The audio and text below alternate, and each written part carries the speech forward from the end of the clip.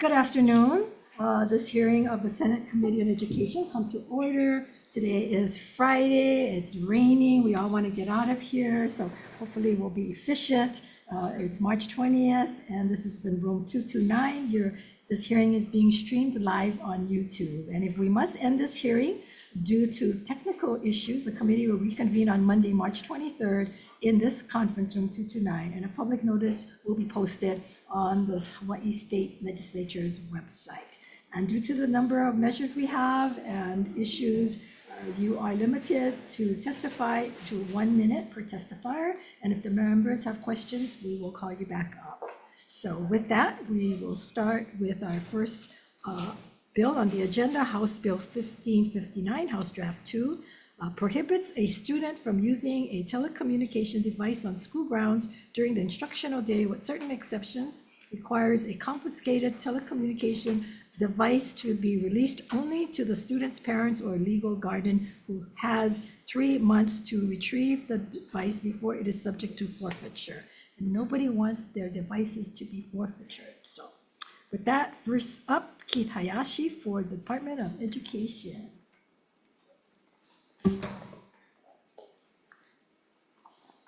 Good afternoon, Chair Kim, Senator DeCourt. I'm Heidi Armstrong, Department of Education. The department stands on its written testimony providing comments on this bill. I would also like to emphasize that on February 12th, 2026, the Board of Education did adopt a new statewide policy defining cell phone use within our schools. We're available for any questions. You just want to say it so that people at home know what we're talking about? Sure. So the Board of Education policy has 2 prongs. For elementary and middle schools, cell phones are prohibited during school hours. Okay, so that's from bell to bell, start bell, starting bell, ending bell. For high school, cell phones are prohibited during instructional time, but students do have the opportunity to use their phones during non-instructional time, such as before school, after school, during lunch and recess. And for the details of that, defining that, the department is in the process of writing implementation guidelines that will support that policy. And the policy takes effect this next school year? Yes. Correct? And what is different about what the policy is and what's in the bill? I think the bill gives additional restrictions about when the phone is confiscated, how phones are stored, and the current our policy that was adopted on February 12th is not that prescriptive. We support that. I'll give an example.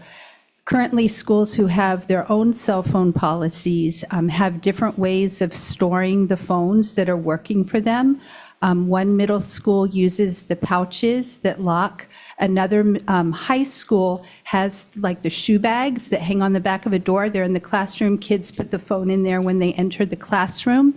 And then another high school I just visited has the students keep their phones on them.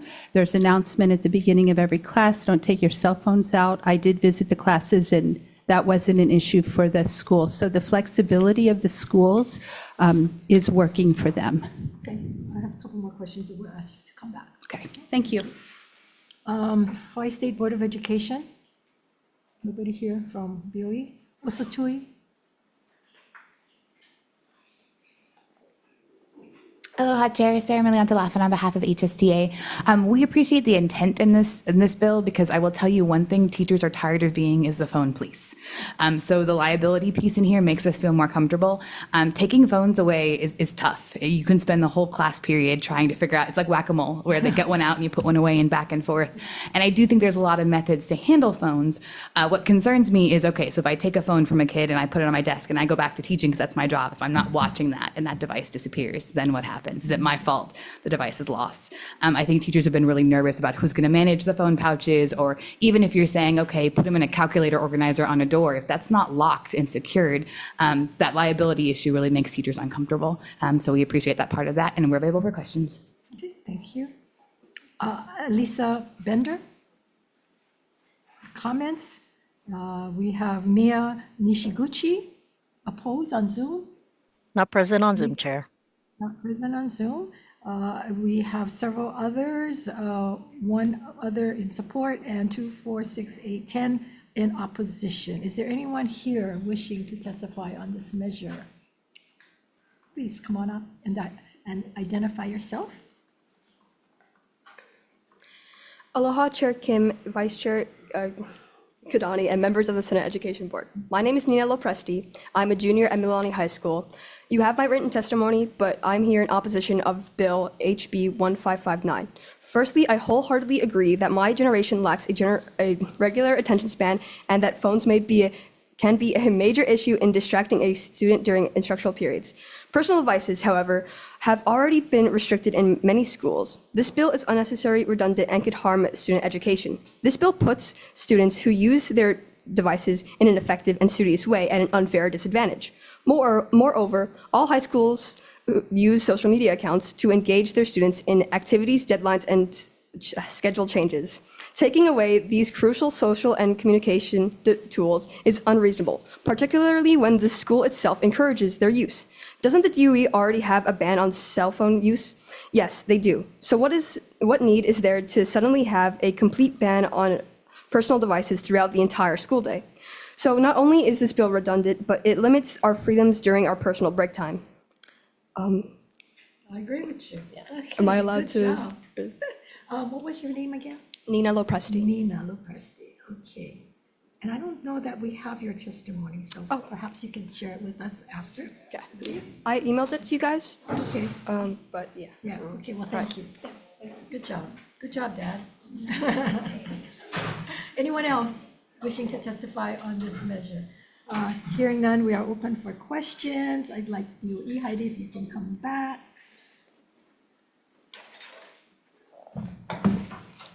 So as you pointed out, there are some things in the bill that is not been covered by the policy. Is that something that you folks will look at as you do your rules?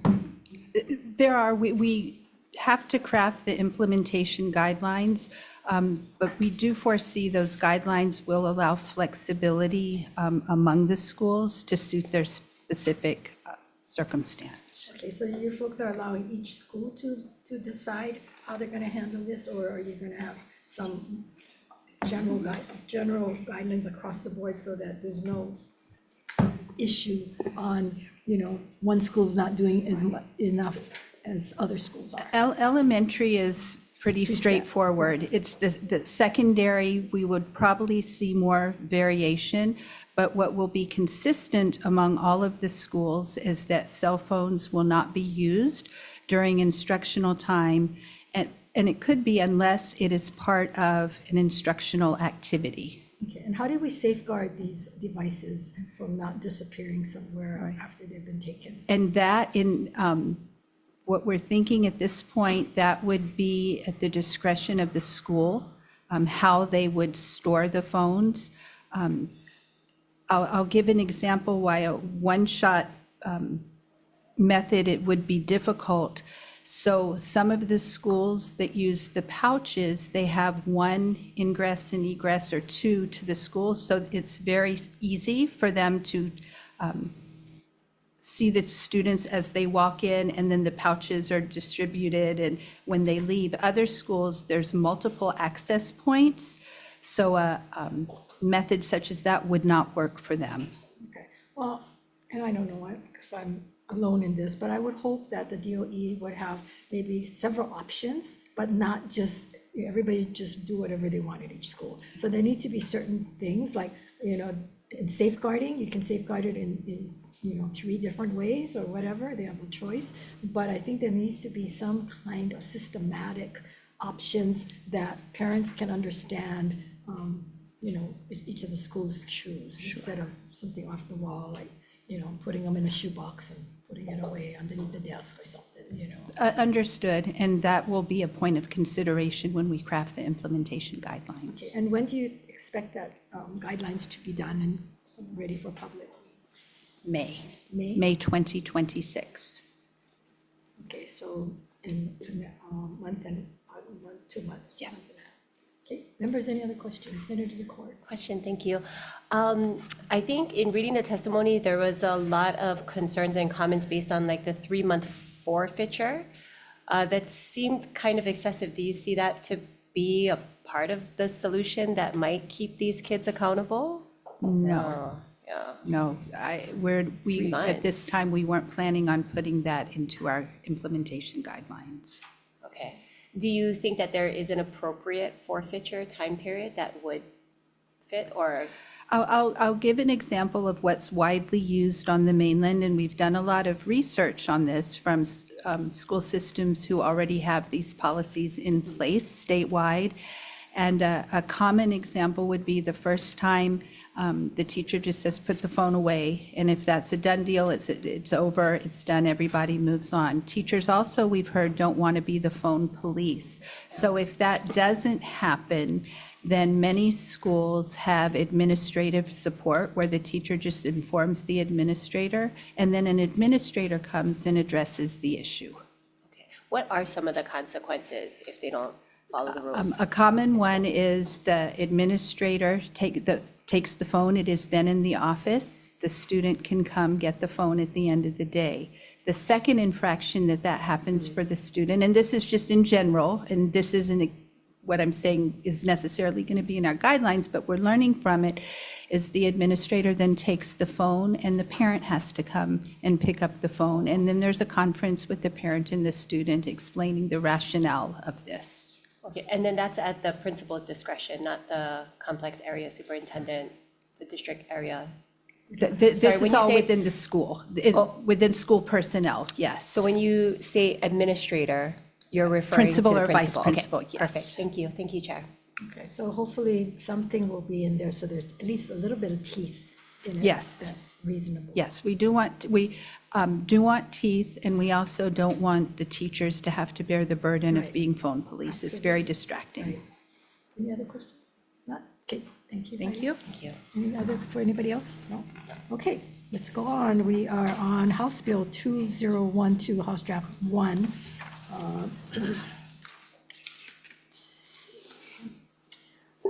Establishes and appropriate funds for the Department of Education to establish and implement a 2-year community literacy labs pilot program.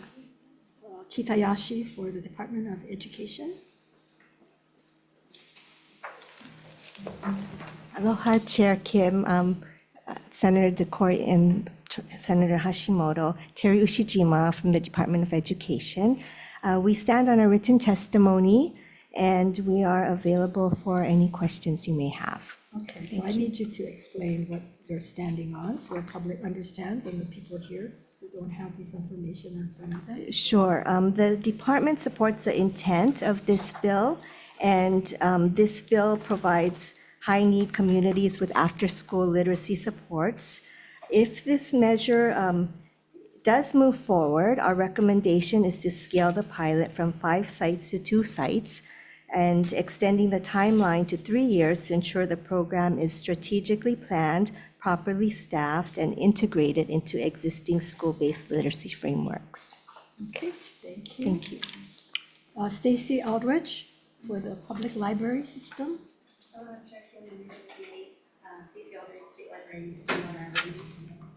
Okay, thank you. Testifying for Teach of America, P.K. Kalau Bardi. Not here. Okay, in support. Melan Akaka Manfrey for Teach America as well, also in support. Not here. Anyone else wishing to testify on this measure? Hearing none, members, we are open to questions. Yes, Terry. You can come back. Terry, I know this is not your folks' bill, however, being that you are in support the intent of this measure. Why exactly, what aren't you folks doing that this is needed, or explain to us why we need this measure, or why we should implement this kind of program? Well, we think that literacy opportunities in general can be helpful in different ways and community partners. Our schools do already offer tutoring, and especially in our Title I schools, out of 172 schools, the 63% of those elementary schools and 33% of the secondary schools do offer some type of tutoring support already. And our department, we also have available 24/7 tutoring that schools can opt into. So we do have things in place already. So as we support the intent, it's because we know, it never hurts to have more literacy opportunities for students. As for what the department is already doing, we are addressing these opportunities for students.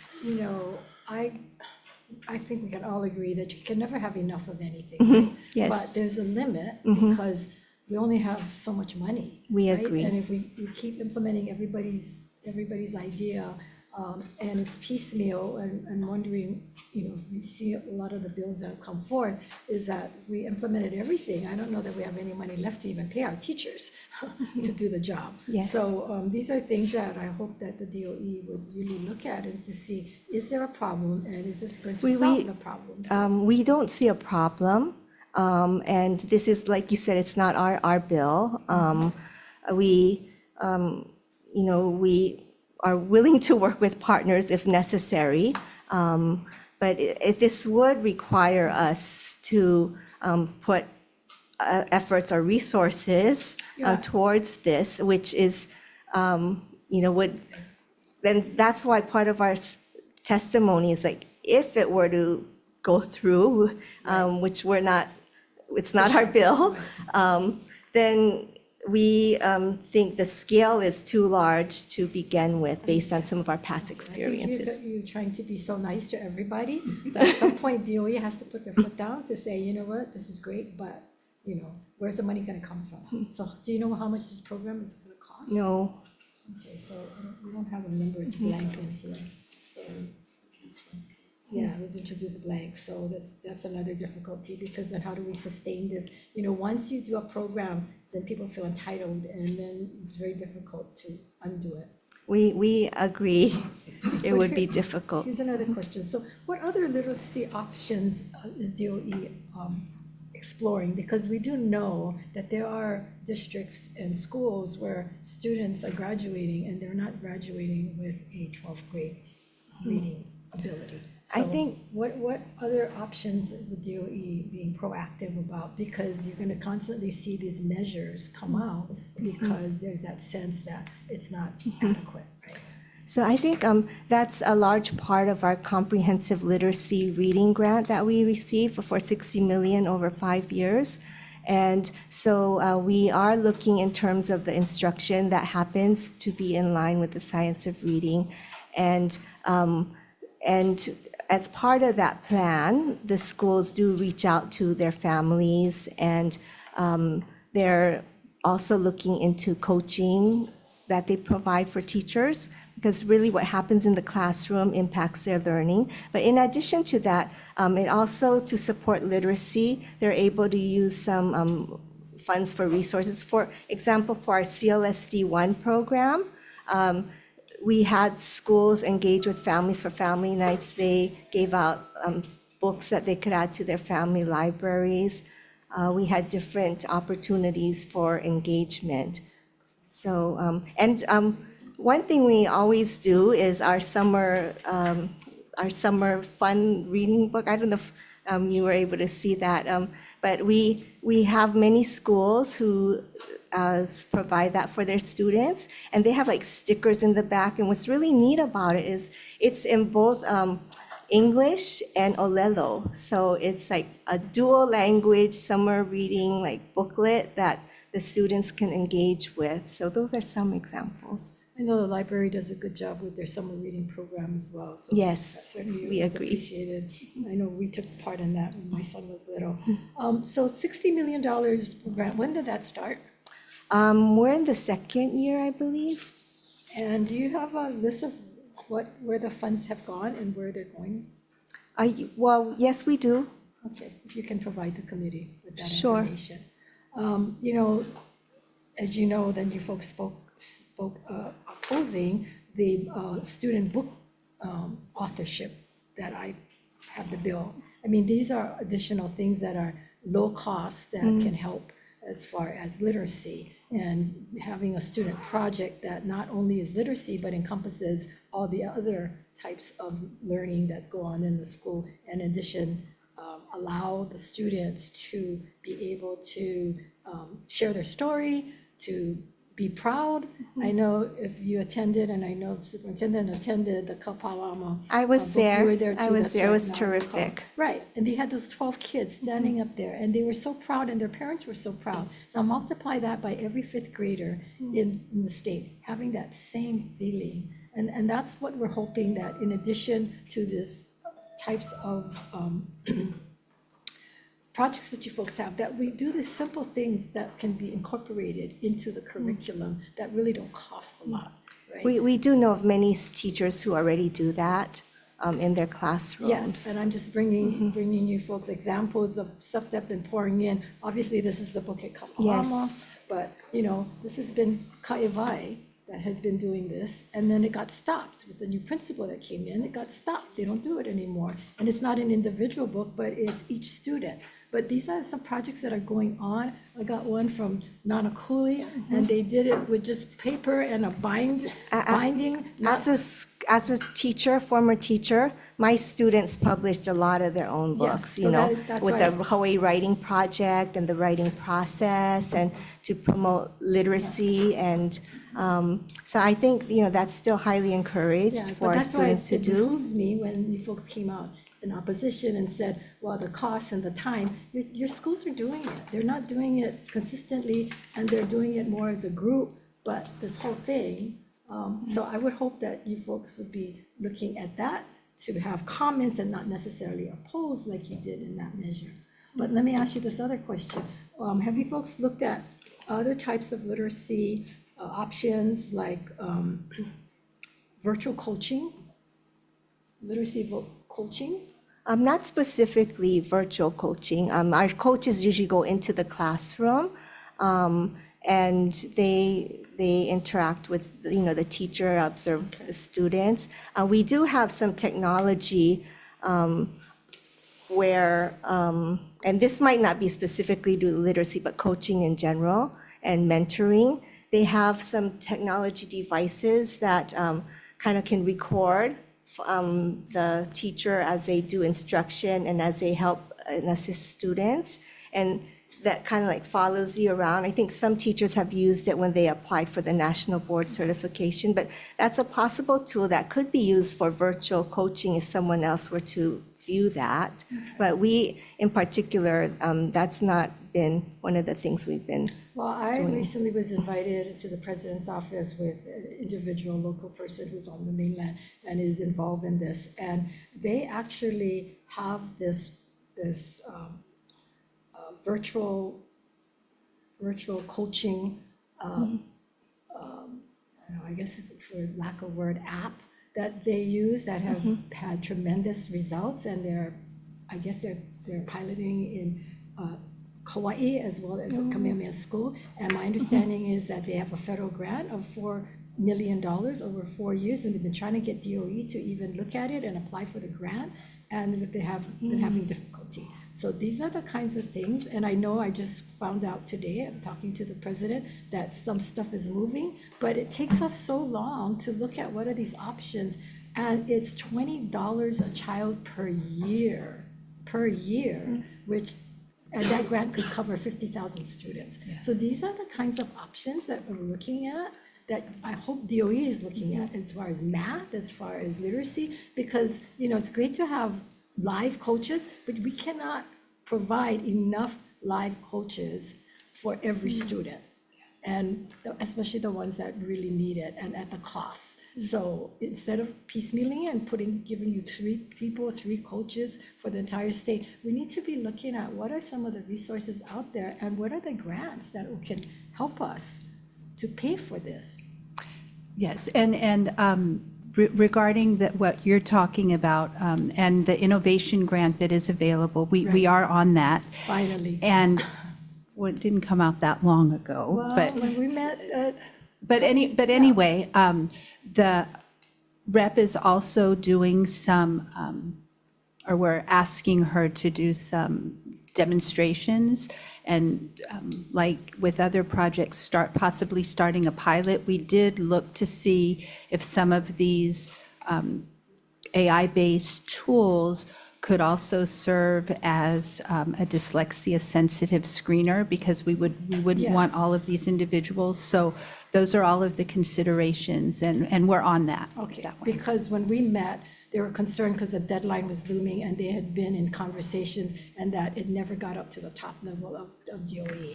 And so that's why we were in that meeting, and at that meeting, we actually called in the Board of Education rep who happened to be around, and he didn't know anything about it. And so he got on it, and so because of that, now you guys are finally on it. But that's the kind of concern that we have.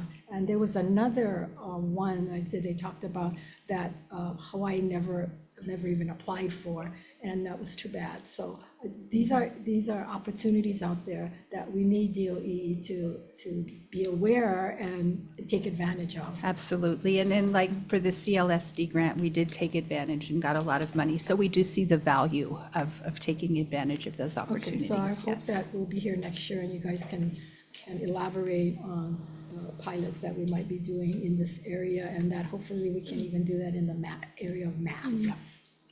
Because I know we have a bill for math coaches, but I want to see a more comprehensive plan and not piecemeal positions. And, 3 math coaches is not going to solve what we need to. Not at all. Yeah, right. Thank you. All members, any questions? Yes, Senator please, thank Moore. you.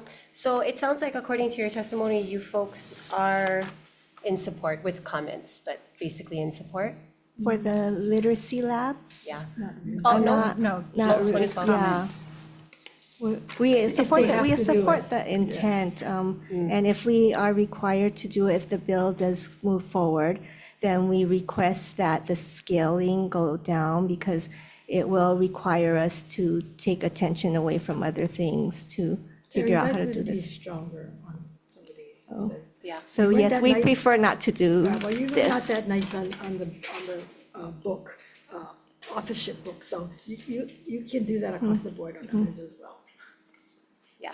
Well, what I think that this bill might be signaling is that there's a greater need for this kind of education in the department, in the schools. So although this might need some tweaking and we might need to, maybe lessen some of the appropriations, what I think it's signaling is that the schools are not doing enough during the school time, so then we have to create other programs after, or maybe during the off time, or things like that. So I feel like that's what it's signaling. Now, that might not be the impression that you folks are getting, but I think the department should be more front-thinking with their fiscally front-thinking to see how we can save more money, because if this bill does go through and we do have to appropriate more money, that's just more money to the department, where I think it would save taxpayers more if we just kind of tighten up and maybe address some of these issues during the school period. Thank you. Oh, did you want to respond? Did you have a question? Sure. So the question is, this bill, to me, is signaling that the department is not doing their job, that there is not enough strong literacy or programs that they feel are fitting the needs of the students at the capacity that needs to be met. Okay. So this past year, 2 years ago, this past year, we are implementing what we're calling our literacy levers, and we do have those in math as well. And those are our high-yield strategies, the Tier 1 instruction. It does include coaching, but for literacy, through the CLSD grant, and this is coaching for staff, not for students. High-quality instructional materials, and then not only saying the science of reading, but what is the continued professional development and support that we can give the teachers to ensure that those science of reading strategies are implemented in those early grades, so that we can keeps it from the beginning, get students the basic literacy skills they need to progress. So we do have robust literacy levers that we are implementing statewide, and we do anticipate that they will have a positive effect on student growth and proficiency. Okay, well, that's not what I'm getting out of the introduction of this bill. This bill, to me, is saying that you folks are not doing enough, and there's more that needs to be done. Okay. So, yes, thank you, John. And hopefully we'll look into some of the other types of resources that we talked about. Correct, yes. Thank you. Oh, also, I apologize, if I can just share one note, actually, speaking of tutoring. There's a program that Laihoku Elementary is doing, it's called Ignite Tutoring. And right now, there's 30 students that are participating, and 90% of the students have hit their 70% target. That is costing $30,000 a year, and they have full participation. It is a virtual process. So again, it's efficient, it's cost savings. It seems to be working very well in my community. So if we can think of more of those kind of fiscally responsible programs, I think that there would be a lot more support. Thank you. Thank you. And Senator, that's exactly what the one literacy program, and with a grant of $4 million actually coming with it. So, yeah, that would be excellent. Thank you. Perfect, thank you. Thank you. Okay, next question, next bill, House Bill 2297, updates Hawaii statutory framework for adult and community education programs to ensure alignment with federal funding requirements and current best practices in those programs. First testifier again, DOE, Keith Hayashi. Chair Kim, Senator Hashimoto, Senator Decort, Keith Hayashi, Superintendent, Department of Education. The department stands on its written testimony in support of this measure. Hawaii State Department of Education strongly supports HB 2297 HD1, which updates the scope and department's adult education programs to align with the Federal Adult Education and Family Literacy Act, or AFLA, Title II of the Workforce Innovation and Opportunities Act. The amendments to Section 302A 443 Hawaii Revised Statutes not only aligns with federal AFLA grant requirements, but also aligns with the department's priority to enable all students to be globally competitive and locally committed. There is greater emphasis on workforce readiness and workforce development, providing underskilled individuals with educational activities to develop the skills necessary to be gainfully employed. The amendments that we're offering also align the basic and secondary education programs with the department's K-12 programs and provide for family and community literacy that includes financial literacy and health and wellness instruction. Thus, the education programs enable adult learners to develop the foundational skills necessary to be productive in home and in work life. Thank you for the opportunity to provide testimony. We stand by for any questions. Thank you. Thank you. Louis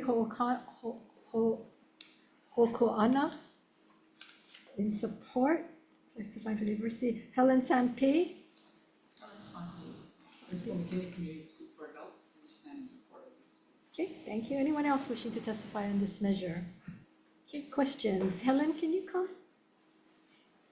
I know we've talked about similar things before. How many adults go through the program yearly?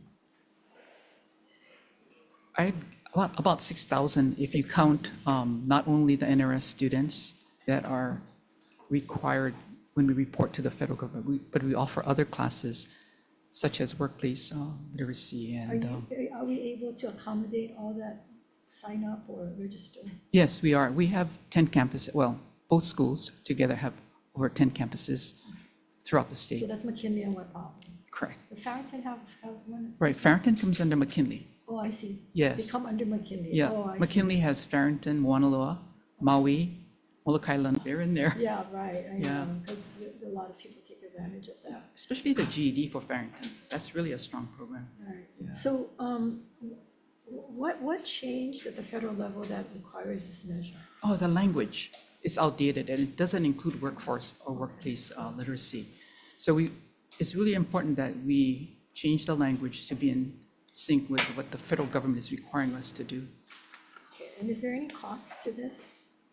No? No cost. Okay, well, thank you. We Okay. appreciate having no cost. Okay. Question? Helen, come back. Helen, hold on. So Helen, if we update these standards, are we going to be able to access more federal funds, or what's the upside other than it's old? I think what'll happen is they'll continue providing us with the necessary funds to continue our programs. So that potentially is in jeopardy if we don't update it. Exactly. Yeah. But there's no more new funds that you could access. I wish. Okay. Would be nice. Thank you. Thank you. Talk to your congressman. Yeah. Okay, no other questions. We're moving on to House Bill 2122, House Draft 1. Establishes the Teacher Housing Assistance Program to provide housing vouchers to certain eligible teachers, appropriate funds out of the Teachers Housing Revolving Fund. We have again Keith Hayashi from DOE, Sean.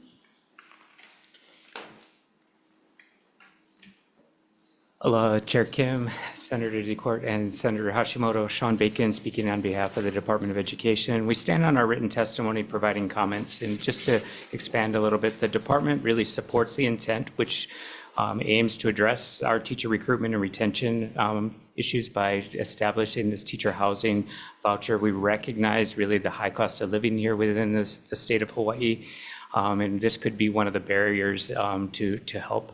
I think we do highlight in our testimony, though, that this would require some additional administrative resources, I think, to run this program, trying to determine eligibility, to monitoring the, it would require them to work in a hard-to-staff location for up to 5 years and monitoring that, and any failure to do that would require a repayment. So there would be additional monitoring that would need to happen during this time, but we definitely support the intent and are available for any questions. Okay, thank you. Ed Knoll, Charter Schools, not here. Jan Musto. Joy Bolasan. Comments, also to Aloha, Chair and Senator Sarah Milanta-Laffin on behalf of HSTA. So I've been teaching public Title I schools for 21 years. I have a degree, and a bachelor's degree and a master's degree. I also got my certification through Teach for America because I believe in public service. I'm one of your state's few computer science teachers, and I make $55,000 a year. And I say that to say, for my rent and wine, I stay right below the comp. I pay $3,000 a month for my rent, and I have 2 children under 3, so that daycare is about another $3,000. So my teacher salary does not even pay housing and childcare. I mean, here's the thing. It's not that better. I know, It's not I that know, much better. but I love what I do, and a little bit better. but I think about that. But I mean, that happens. I've had other people offer me to be like, "Hey, Millie, here's a card." Just being in this building as a teacher lobbyist, being like, "I would pay you way much more to do other things." I love what I do, and I'm good at what I do, and I want to keep doing it. And I'm mid-career educator, so how do I coach these new teachers? I mean, so I'm also the Leeward chapter president. So 3,000 teachers from Makaha to Pearl City, like I kind of help them within HSTA, and they're living 5 to a 2-bedroom as new teachers. They're taking Zoom meetings from their cars because they can't go ahead and have residency. And how do I encourage the next generation of teachers if they don't have housing? So please support. Okay, Sherry Menor, Chamber, first. Hi. Good afternoon, Chair, members of the committee, Chamber stands on its testimony and support. Okay, we have Luke Nohea G in support on Zoom. Hi, Luke. Hi, aloha, Senator Kim, Senator DeCourt, and Senator Hashimoto. My name is Luke Nohea G. I am a junior or 11th grader at Kealakekua High School on the Big Island of Hawaii, and I stand before you today in strong support of HB 2122. And the main reason why I'm here is because I like to talk to my teachers a lot, and when they tell me like, oh, what is it like to be a teacher? I often hear about the struggles that they have to go through, especially living here in Hawaii in a place with such high cost of living. And the number one thing that I hear is that housing is the biggest issue for them. For every single teacher that I have talked to about what makes teaching hard for them, they always tell me that they cannot afford to live here, or they cannot afford to live on a teacher's salary and afford all the housing that has to do in our place. A lot of teachers that I know have to live with other roommates who are other teachers who live in studios. And really, I think that we should be supporting our teachers, because when we support our teachers, we support our students. And as students, I understand just how much teachers matter every single day, and they don't support us more than academically, but also personally. So I respectfully urge you to support HB 2122. Mahalo. Luke, are you gonna be a teacher? Oh. Not after he found out about the pay. Yeah, no, that's Is that something? I want to, but I'm trying to set myself up for later. Okay, well, we appreciate your testimony today. Well done, thank you. Mia Nishiguchi is on Zoom. Not present on Zoom, Chair. Thank you. Let's see, we have 2, 4, 6, 8, 9 others in support. Anyone else here wishing to testify on this measure? Okay, hearing none, we are open for questions. Members, any questions? Guess I have a couple of questions. Who should I ask this to? Did we hear from collective bargaining? They're not here. Oh, yeah. Jay and Mustard. Go ahead. Yes. Jesse, maybe you can come up. I know this is not your bill, but hopefully you know this. So how much is in the housing revolving fund right now? The teacher housing revolving fund, is it substantial? I just don't know the answer. Because that's under you, right? You administer it up? Fund is, yes, it is, yeah. Okay. I don't have that information in front of me, I'm sorry. Just anecdotally though, is there enough to support this kind of thing? Vouchers? Because I think my concern is you guys were coming in this year's budget for the fixing up of the cottages, right? That's right.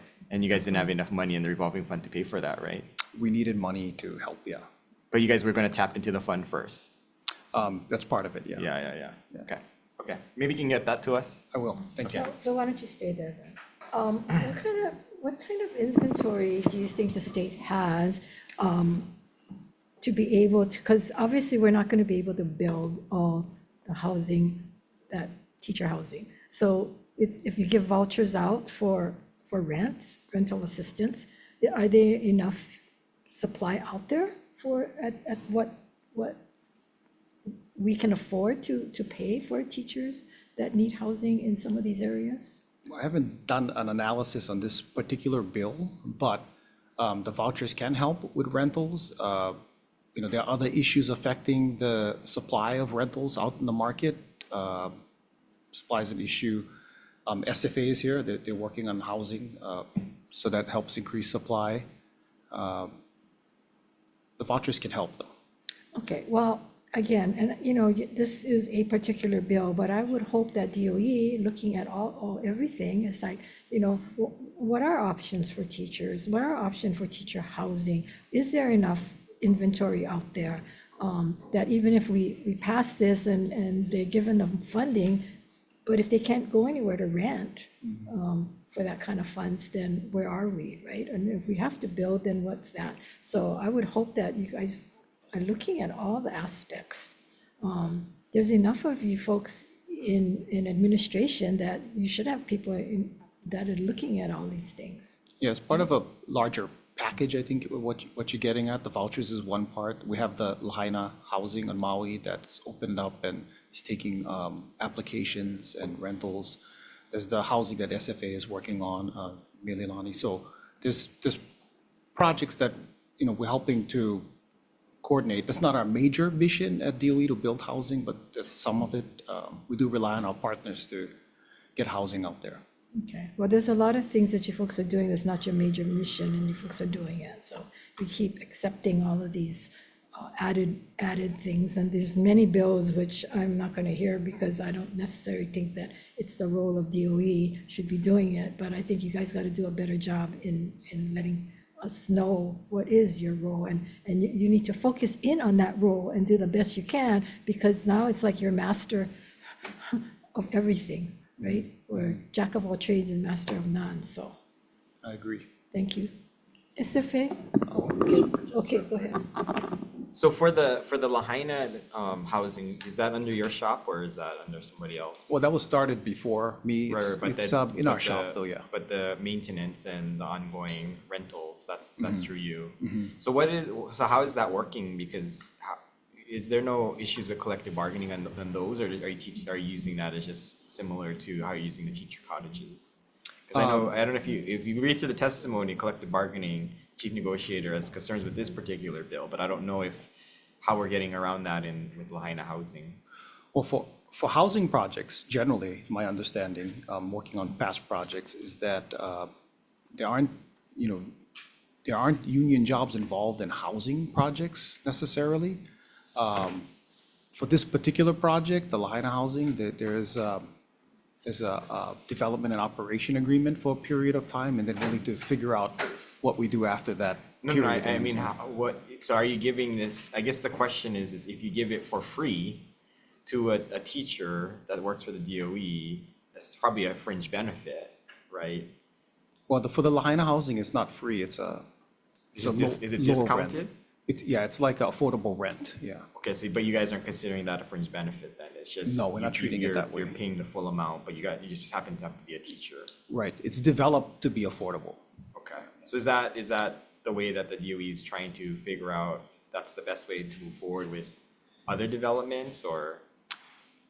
In that particular project, it was to meet a particular need after the Lahaina wildfires. I'm not sure that's a programmatic thing we're going to be doing moving forward, building housing, Right, workforce so it's housing. probably you're gonna rely on SFA then.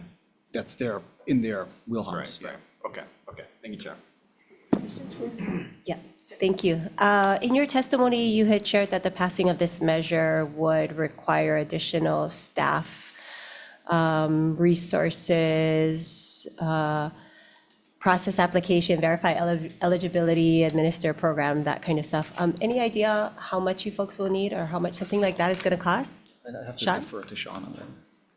Thank you for the question. I think it's something we're going to really have to look at, but I think it may involve several areas of the department between the Office of Human Resources, where we're actually going to be needing to evaluate the criteria, working with our payroll department to ensure that the vouchers go out on a monthly basis. Going to have to evaluate on a monthly basis too, to make sure that they continue to meet the criteria and eligibility. Also, it talks about that in the event that they didn't receive the voucher and then didn't meet the criteria, that there's a repayment process, and we may have to be working with loan recovery experts too. So I think that it would require several additional staff members to be able to run and operate this appropriately. Yeah, because the vouchers, it just seems to me like the incentive, it's kind of like low-hanging fruit, right, for the teachers, is to be able to have those vouchers to help subsidize their housing costs. And so, Because it talks about that you could use it for rent or for a mortgage or other Yeah. types of things. I think that we need, we Oh, want to make funds sure, too. we want to make sure it's not going to impact the department's current budget. I mean, it's blanked out at this point right now how much money would actually be appropriated for this. We'd have to then determine an appropriate voucher amount and work through that. But it would be an additional administrative burden on the department to run this program. But we support the intent because it helps to support our mission of recruitment and retention of our educators here in our schools. yeah, but supporting the intent is good, but then to backdoor that with now we need more money and more staff, like that's the scary part is, and I understand that these things do take manpower. I understand that. But we've got to find incentives for these teachers somewhere. And I don't know if tweaking your guys' budget or something, but we need to really come to the table to figure out how we're going to incentivize the teachers to continue to be teachers. And for the ones that want to be teachers, but maybe they can't afford to be teachers, there has to be something a little bit more beneficial for them. So thank you. Thank you for that. Thank you, Chair. Okay, so why aren't we looking at, why isn't DOE looking at the bigger picture? And I think that's why we're in the situation we're in now. Because you know what? That's not supposed to be in your wheelhouse. You shouldn't even be saying, oh, we're going to work on this. Yeah, we support this, but you know what? This belongs in the housing department. We're not there to determine what the subsidies are going to be, who's going to eligible. That's what housing does. They do it for affordables. They do it for all of that. So DOE needs to start looking and saying, you know what? We support this as teacher housing, but the implementation of this program belongs in the housing department. So your testimony should be saying, and you should be telling the legislators that they need to put it in the proper place. Because why are we going to create a little mini housing group in DOE? Again, that's just one more thing that you guys got to do, right? And that's not in your wheelhouse. So let's get with the program and say, you know what, legislators, get it right. We got to put it in the right place because they have the personnel, they understand the market, all of that, right? So Understand. you guys got to focus in on some of this stuff so that it's not keep accepting all of these things, because it's so easy for legislators to want to throw everything into DOE, and you folks are sitting there accepting it passively saying, oh, no, we don't think it, but we'll take it if you give us more money. No, that shouldn't even be in your wheelhouse at this point. Understand. Okay, thank you. Thank you, Senator. SFA, Ricky, can you come up? County School Facilities Authority. So Ricky, do we have inventory to support a voucher system for teacher rentals or teacher housing? So these remote areas has 55 units that are really, should be torn down and rebuilt. What should be torn down and rebuilt? The cottages. Oh, The you're 50 talking about the cottages. Unfortunately, I used to run this. There are 55 units. Half of them should be torn down. The balance of the fund is about $300,000. That's all there is in there. So yeah, these are remote areas. Yeah, so why are we in this situation? I think it was under public housing. It was taken over a long time ago by a superintendent who decided they should take that responsibility. And it's just this legacy since then. It really should belong somewhere else. So again, DOE taking on areas that they really shouldn't be taking on. Yeah, this They're not was the like experts in 2 that area. superintendents ago that took it on.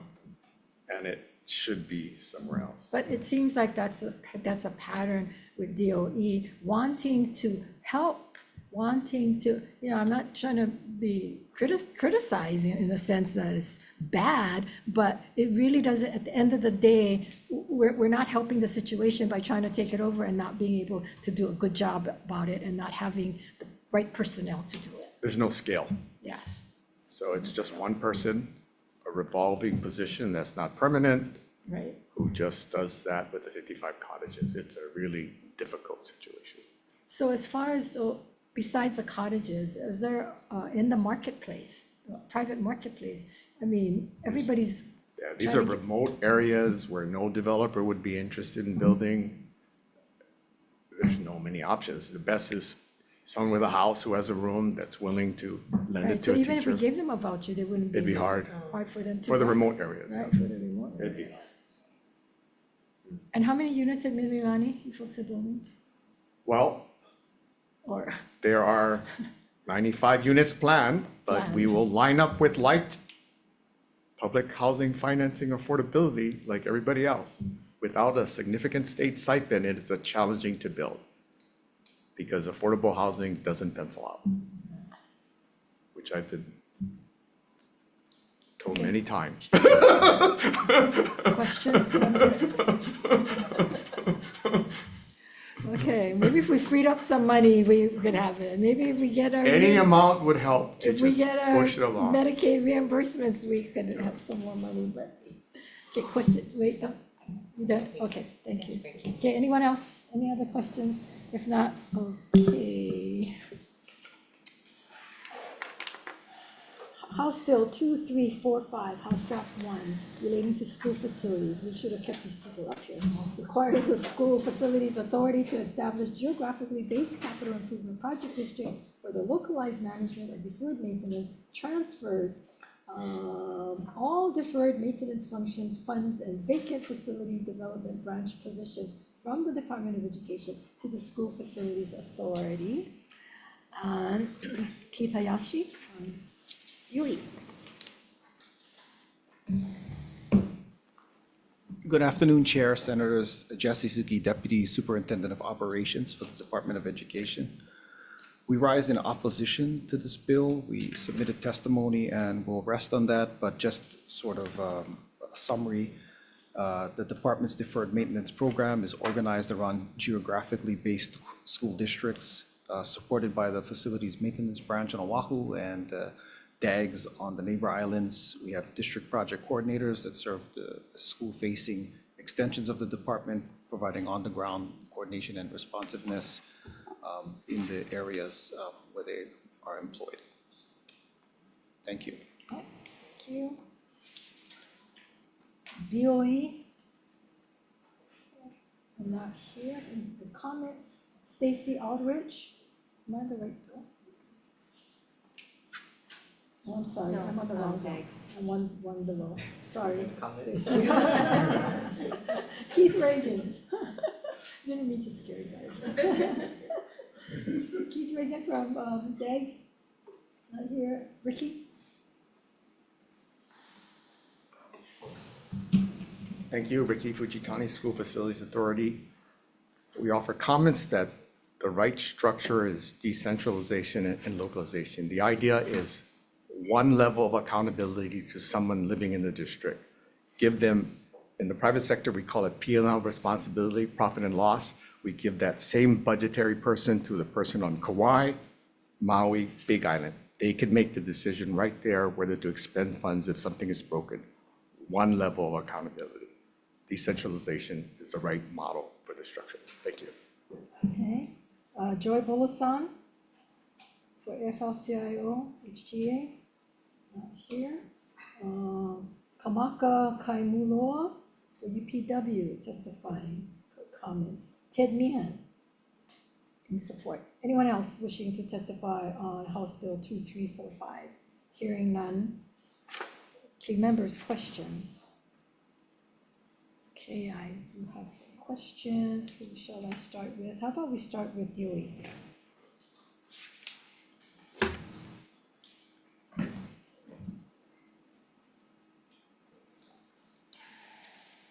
So, you know, we've been talking about CIP from DOE for a while now, and I don't see anything that DOE has really submitted to us to show us that you have a handle on all of this. So can you know, I mean, I just read what you said to Civil Beat, that this bill really is a solution without a problem, or one of these CIP bills.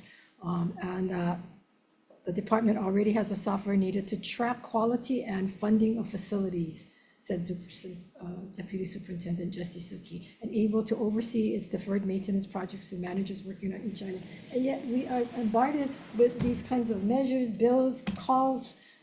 People are upset that things are not getting done. We have backlogs. I mean, you haven't even provided me with updated lists that we can look at. So I don't know how you can make these statements when we're still in disarray. So it's a big problem, and I think we all know that. But you said it's not a problem. Well, I This think is a we mix. bill with a solution without a problem. Until you acknowledge it's a problem, I don't know that we can deal with it. And then you come and you don't give us all the numbers and stuff. So that was, I think, from one of the hearings on a bill. I can't recall which bill it was, but there are over 4,000 facilities. The facilities are old. What I was talking about when I say that, you know, we have a handle on it, we're working on it, is that, you know, we have the list of deferred maintenance. We shared that with your office today. We're specifically talking about deferred maintenance now. Those lists are known. They worked on with our office at OFO and the complex area superintendents and principals on prioritizing which one of those during any budget cycle, you know, is going to rise to the top of the list. You know, we apply the equitable approach that the board has as a policy so that we're spending about equally in all of the areas. And based on that, we ask for a budget appropriation according to our 6-year plan that we submit to the legislature, which is about 200 million for deferred maintenance every year. In the last plan we submitted October 2025. So how And much did you submit for? that's this one. The latest one that for this budget? How much is it, the bottom line that you're asking for? So for fiscal year 27, we planned 200 million, and then 28, 29, 200 million, 200 million, and then fiscal year 30 and 31, 150 million each. And that's in our 6-year program. So for the deferred maintenance, it's a 200 million, and it's described in our plan. So those are prioritize the deferred maintenance list among the different schools and districts, and then we ask for an appropriation based on that. Whether or not we get it to do those projects depends on the cycle, so. So what is the total reported backlog of your CIPs? Of just the deferred maintenance, CIP, DLD CIP funds, what is the reported backlog?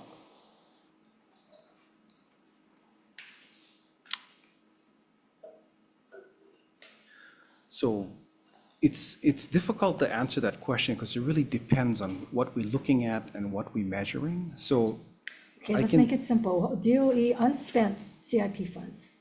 unspent CIPs. So for fiscal year 27 supplemental CIP budget, we have 784 million approximately that we're spending on. And that's in our capital improvement project budget that we submit to the board. And we break that down in our budget ask that the board approved for fiscal year 2027. That's a supplemental budget that we're asking for. And when you look at deferred maintenance, we're asking for the 200 million, and whether or not we get that, that's another question. I can provide this to you, but it's online. So what is the obligated CIP funds total? Obligated, CIP funds. I can get that to you. I don't have that in front of me. There is that outstanding request we have from you No, that that's we've not been what I'm working asking. on I'm with your asking you office. right now, what is the obligated CIP funds? We'll get that to you. I think How it's about in, 1.072 million? I mean, it's interesting how I get these numbers and you don't.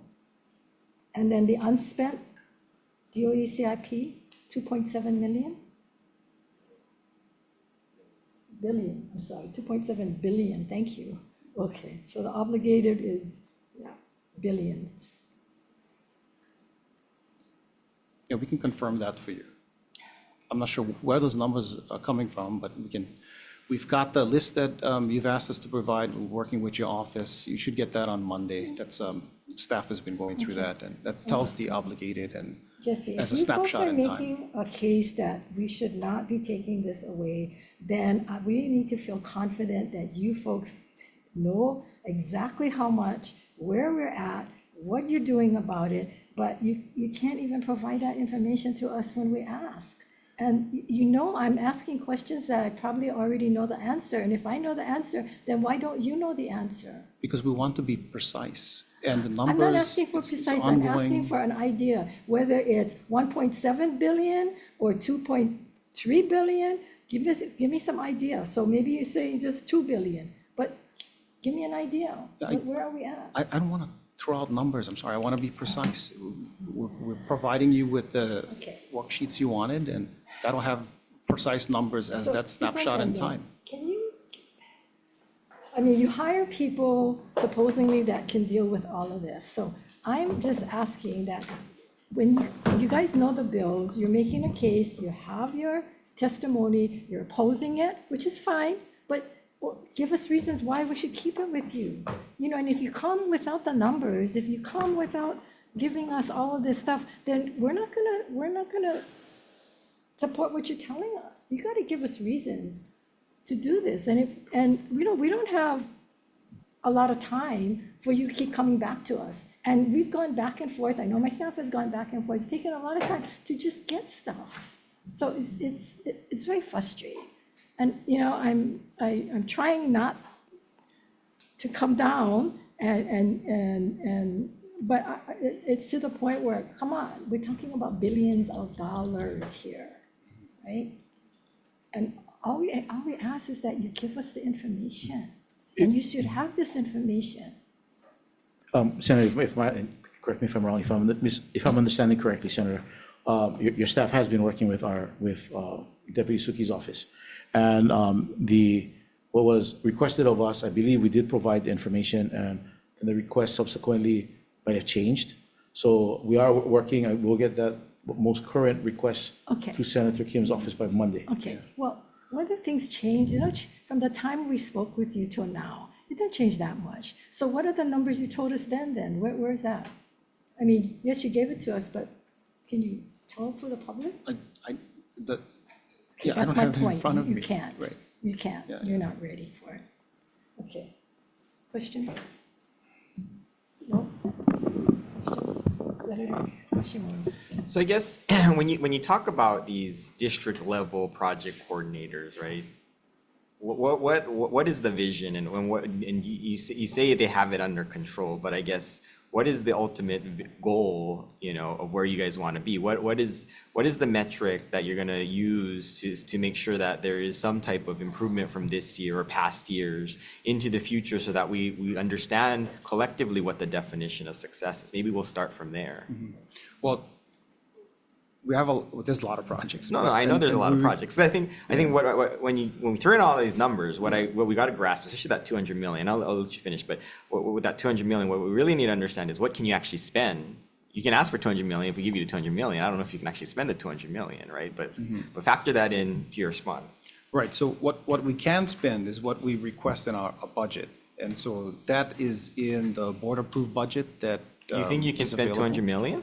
Well, we have the projects itemized in here about what we're doing, and over the course of the biennium, we can spend, if we're appropriated, we can spend it on the projects that we've identified. But I guess the question is with these district coordinators, what is the timeline of them? Yes, you might have the money, but then what is the timeline for them to actually expend the money, right? Out the door, not just encumber, expend, and the project completed, because I'm sure, when we start to give you 200 million, at some point, they're just gonna have too many projects. And so that's what we're trying to understand. When are you gonna get a handle on what is it that we can actually get through the system in a timely manner? And what are those metrics that we should be able to see over a course of a period of time, so that we have some level of confidence that things are flowing, right? And I know you have your challenges with personnel. Yes, challenging. So the projects we've identified are the projects we plan that we can complete. And that's why we're asking for funding for these particular projects. And then, through the legislative session, there are other add-ons and changes. And so then we have to reassess what we can do at the outcome of the legislative session. But we are confident about the projects we identified that we can So why is the chair bringing up such a high unspent balance then? Because we're looking at, and that's why I'm hesitant to provide just numbers off the top of my head, because I'm responsible. I don't know where the other numbers come from, but I'm responsible, so I cannot just put numbers off the top of my head. But there's different ways of looking at it. There's these old projects that were sort of line items, that are a collection of projects that are, in different phases of planning, and no money for construction yet, and or can't be completed yet, need completion funds, and that's the table that the staff is putting together or put together, and And that's have it great. on I think having that data is good. Yeah. Well, I think what I personally, I can't speak for the rest of the members, what I personally would like to see is what is your timeline on cleaning that all up? I understand that you're new to this, but great, now that you can look at a new set of eyes, but what is the timeline of us closing those discrepancies, right? And making sure that, okay, we're all going to be clear. This is the number. This is how it's derived. Whatever numbers are out there, you have to debunk that those numbers are wrong, or else we're going to believe what people are going to tell us, right?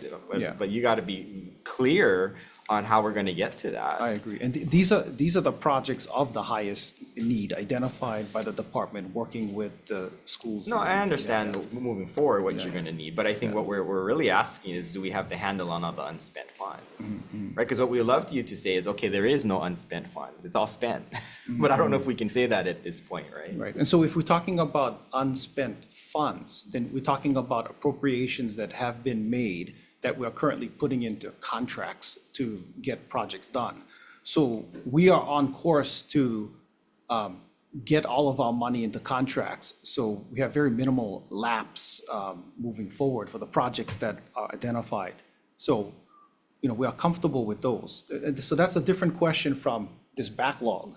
of projects. And it's a different question from, if we had all the money in the world and we fixed everything, how much, could we deferred maintenance in a larger, way? And, No, I get it. And I think it's a level of confidence, right? Because if we know, if there's a level of confidence that things can get done, I think then the whole point is that we will fight to get you more money. But if there's a level of confidence that it's going to drag out and out and out, right, then we're just going to keep waiting, and we're going to be like, okay, well, we can wait till next year, and then and it's a snowball effect, right? So I think getting the correct information to me is really critical, because then we can say your numbers are solid, right? And I don't know if we're at that point, and I think that was the whole point of a lot of these bills, is that we need to clean this all up. And I think that's the whole conversation, the interplay that we've been having. But I think we just need to be clear, right? Because I think a lot of numbers are being thrown around today. Yeah.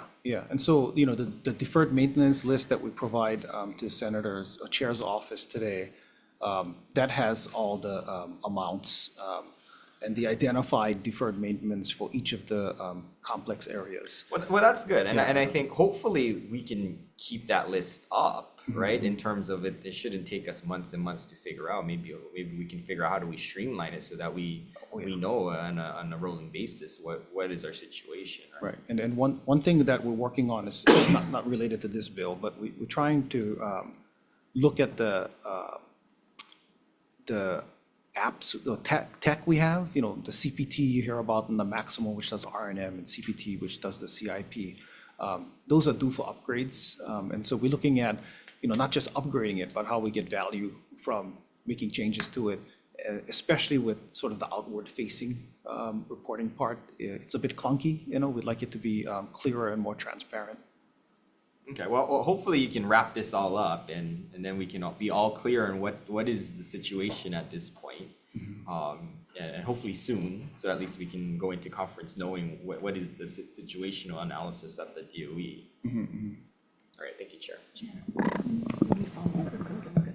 So there's two trains of thought going on right now. One is we actually want to know the exact numbers or close to that as to what is out there, which is what we've been working on. But what I'm asking, and what we're asking today is, and you talk about contracts. Yeah, you're going to put everything into contract, but that's how we are into the situation where we have all of these monies that's encumbered in contracts and it's not completed for whatever reasons. So just putting these monies, these millions of dollars into contracts doesn't necessarily say it's going to get done. And that's what I'm trying to find out from you. Not necessarily the exact amount of $2 billion, but what is the sense of the amount that's sitting out there and what you are capable of doing. You're saying you're able to do $2 million each year for these projects, but you're not even addressing all the other projects that have not been completed. Are you able to do that? How are we going to bring that numbers down? So I'm trying to get a sense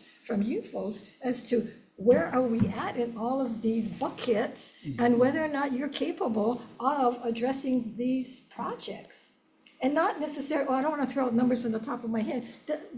That part is in here. Yeah. The part I'm asking you now is where are we? How big is this elephant? And you're asking every year 200 million. Every year that DOE has asked, there's a portion of that didn't get done, and they keep adding to this unspent, keep adding to this backlog of projects that is just sitting there. And the monies are sitting there. So I'm trying to get a handle of it. And if you don't have a handle of it, then we don't have confidence that you folks can do this. Yeah. That's why these bills are here.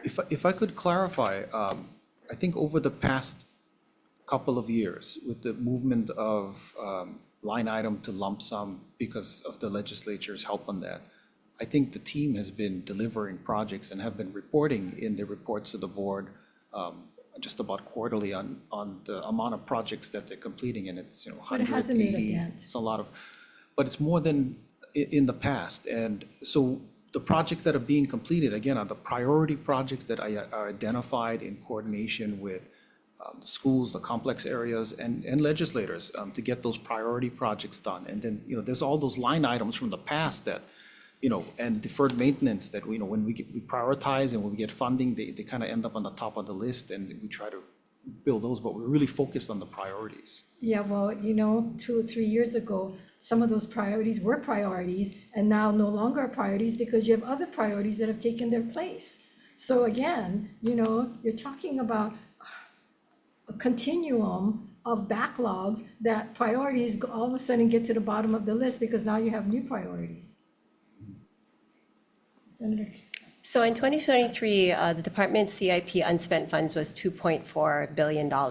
Now, according to your facilities portal, the Hawaii Department of Education, your facilities portal, your last reporting of January 7, 2025, the unspent DOE CIP funds is $2.7 billion. This is your guys' own reporting now. This is your own numbers, where if you rewind 2 years prior, 2023 was $2.4 billion. So now we're at $2.7 billion. And I want to be able to move these conversations forward so we can actually bring to the table some hardcore data so we can pass bills to get you folks the money you need so we can get the improvements that we need in our schools and in our facilities. But you make it very, very difficult when you're supposed to be the subject expert, and you don't even know these numbers. And so this is why we get frustrated, is because you come here and you don't have the numbers, and we want to move forward from this conversation of unspent CIP funds. And I have a report from your own portal. These are facts. And you don't even know that, and I know that. So how can we move forward in the conversation when you don't bring us accurate numbers, you don't have accurate data, and we're not able to move forward in that conversation? It makes it very, very difficult. And right now we're talking about semantics between deferred maintenance and CIPs, where pretty much the entire bundle that we're talking about here is how much money the department has tied up, and it's in the billions of dollars. And when you don't acknowledge that, we can't move forward in this discussion. We're going to stay here. And once we get to conference committee, we're not going to have anything. So you're not giving us anything to work with. So how can I know these reportings and these numbers, and you guys don't have these numbers? And this is from your own portal. And here we are, we have programs in my community of a tutoring program that is working, costing $30,000 a year, that's actually helping our kids. And we're going to have to cut that, because if we have to tighten up on budget, that's the thing that's going to get cut. A tutoring program that's actually helping with literacy, with math, with reading, with writing. And now we have to cut back on that program that's actually working. And you guys cannot even come here and help us to break down the unspent funds that you guys have without even acknowledging the facts that you guys have them from your own website. This is your guys' own reports. Nobody's making this up. So go ahead. Yeah, we've provided the numbers. Okay, but you've never said that orally, right? You just said earlier, I don't know, I don't have that information. You say that all the time. I don't have it in front of me. We've provided the numbers. How hard is it to remember $2.7 billion? Like, this is a lot. Yeah. We've provided the data. No, this is a different set. I kept telling you this. This is the different data. This is the data specifically by schools. We're asking you for the unspent funds, which, as pointed out, and as I pointed out, we have the numbers. How come you don't have the numbers? You don't come prepared? We have the numbers. Well, We why aren't you provided sharing it in it? different forms to you. We're going to provide you in an updated form on Monday. Superintendent, please. So Senator, we will get you. We're trying to help you. We will get you the numbers. If I may ask though, the numbers that you got is from where? Your portal. Okay, so we will take a look So at it. We'll if- get the unspent Yeah, but allocation. why wouldn't you come prepared with that numbers if that's your area of expertise and you know we're going to ask that question? I've asked that question over and over and over again. So why wouldn't you come with that number knowing I'm going to ask the question again? Right? I mean, does it take a rocket scientist to know that we're going to ask you that? This is a bill on CIP. This is a bill. You don't want us to take it away from you. You want us to allow you to do it. If you're going to ask us for allow you to do it, then you have to show me that you're capable, that you know the numbers, right? We'll get that to you, Senator. Elementary, kindergarten, not high school. This is elementary. We'll get it for you. Well, this is No, why. I don't want you to, I'm sorry, I don't want you to get it from me. I want you to have it when you come before us, so the public out there, the parents out there, the schools out there know what it is that we're facing. And my colleagues know when they send us these bills that are gonna cost more and more money, why I may not be hearing their bills because of all of this funding.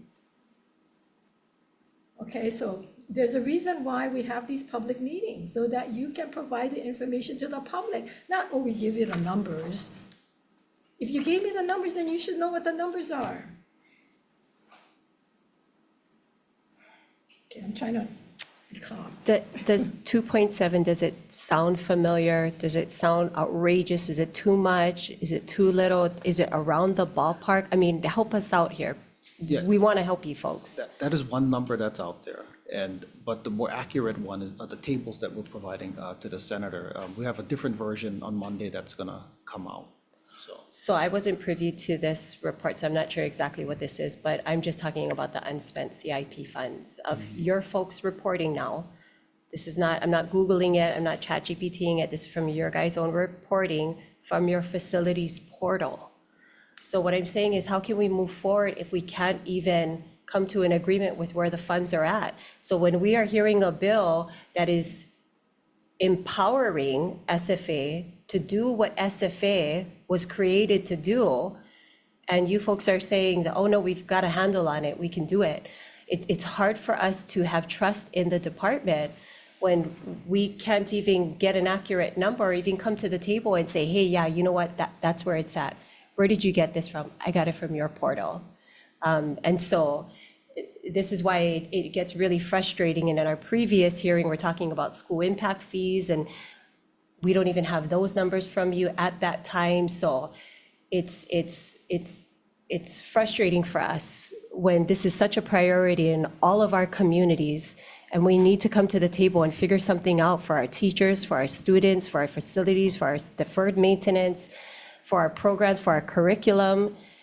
And it's been quite frustrating. So I apologize. I know it may feel personal, and I know it may be difficult to sit across, but you have to see it from our end, that we're begging you for help, because you guys are the only ones that have access to this information, and we're begging you to work with us by giving us the accurate numbers. And just to be honest with us, and if it's something that's a little bit too much on your plate, please let us know. That's why SFA was created, for this particular scenario. Sorry, you look a little confused. No, I'm not. When Oh. you said SFA was created for this scenario, Only because we're talking about this bill, which is what's prompting all of these conversations. So earlier, we talked about the vouchers, and then you guys said that, oh, we'll need more staff, we'll need more this, we'll need more that. And it's like, man, you guys you have to meet us more halfway, because these meetings are just as uncomfortable for us as it is for you guys. But we have to keep the department accountable, because our communities cannot just sit by while we receive responses like, oh, we'll get back to you, so. And just to set the record straight, what you have given is the deferred maintenance by schools. Yes. Which we've asked for. But Yeah. that doesn't answer this question, so don't say you gave my office the report, because it also says here, no CIP report yet. So you're not answering what we're asking for, and so don't rely and say, we provided to your office, because you have not. Yeah, that was in the previous report we sent you, but we're revised, working with your Yes, office, but and we we'll have on want a Monday. general idea of what is the unspent funds that is sitting there. Okay, thank you. you- SFA, can you?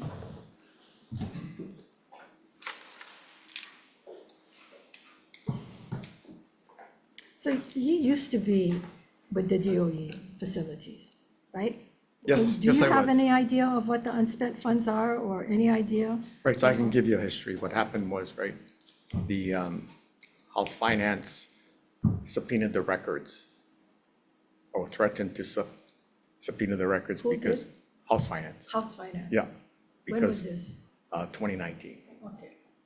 And then, Is that what we have to do then, subpoena the records to get well, stuff? that's what House Finance did. Okay, But House Finance at that time was led by an attorney. okay. So as a result, all the records were provided from the system of record, which is the accounting system. And that's what led to all the development of these tracking systems for transparency that showed everything, which showed unspent funds, obligated funds, construction contracts, design contracts, construction purchase orders, blanket encumbrances. It was completely transparent because it was threat of subpoena. Either that, you don't provide it, that's a Class C felony, and you're subject to civil penalties. So that whole system was set up. That systems now are being turned off or not maintained. So that's why there is no, it's hard to find out what our fiscal position is. The key, the data has to come from the system of record. Anytime it's abstracted in a report, you don't have any idea, right? So why has it been turned off? I don't know. It's just not working now. So Superintendent, why has it been turned off? Again, I don't know the answer to that, Senator. But it is turned off, right? I don't know the answer to that. Well, when I tried going on, it's not on. When I tried getting update on Kaiawai Bridge or any other thing, one of the tennis courts, it's not on there. And it's supposed to be the tracking system. And I brought this up before, I brought this up last year, I brought this up the year before, and I showed you guys and I think I've showed you in my office, how the numbers are not there. So somebody's turned it off and you folks are not maintaining it. So that's one problematic. Okay, so what is on the portal that we're seeing, and what is it, what is that large number, not to be to the penny, but give us an idea. No, so the system is not current, so we don't know what the actual numbers are. The reason why it's so large is during a series of time for 4 summers, the normal course of CIP is, right, a biennium budget, you get a lot of money, you design, you encumber, then you spend the next summer and you do construction for the next 2 summers, and that's the normal course. What happened was for 4 summers, construction wasn't scheduled. So that's what created this incredible obligated funds backlog of $1 billion, because when you miss 4 summers, you can never catch up. And that's the situation. That's why the obligated funds is so astronomical. So what's the answer? How do we fix it? You really have to stop giving appropriations for probably That's what I the said. next biennium budget, 2 years, and you just have to grind away at this incredible obligated funds backlog of construction contracts. And until you do that, all you're doing is you're just digging the hole deeper. Okay, comment on that, Superintendent? Yeah. You agree that we have this backlog and something's got to be done? I do, Senator, I definitely believe that we need to do it. Something needs to be done for the backlog. How do we do it? Again, I defer to my team. I do know, if I'm not mistaken. But your team is not So, providing the information. So if I'm not mistaken, and Mr. Fujitani can comment on this, the 4 summers that the backlog occurred in, I believe started with COVID, or during the COVID period. Yeah, it doesn't matter when it was. But that's important, I think, because during that time, we couldn't do, construction was not being done in the department. Well, whatever happened, we have this backlog. We do. So the question is, what are we doing about it? So- What are we doing about it? So we are, as Deputy shared, we are assessing where we are. We're moving forward with the projects that we have and the funding that currently the legislature gives to us. We're implementing that and moving that forward. We do have a backlog, and Mr. Fujitani, I think, is well aware of the backlog that we have because he was the director of auxiliary services at that time. And so it is extensive. The exact number, I don't have that exact number for you. Yeah, I don't do know think- we do have a large I don't backlog, think and we we are need the working on it. exact number, but I want to get a But sense. we are definitely working on it. So there's kind of 2 things happening, right? One, we're trying to keep up with the work that we have now based on the allocations that we get from the legislature to move forward. And at the same time, trying to address the number of line items that are historical. But if you're asking for 200 million and you can barely do 200 million, how do you then attack the backlog? If you keep getting 200 million every year and you can barely do, I mean, that's a lot to do in 1 year. How do you then attack the backlog? That is a very good question, and I think And that's what we Maybe need that's you guys to respond to.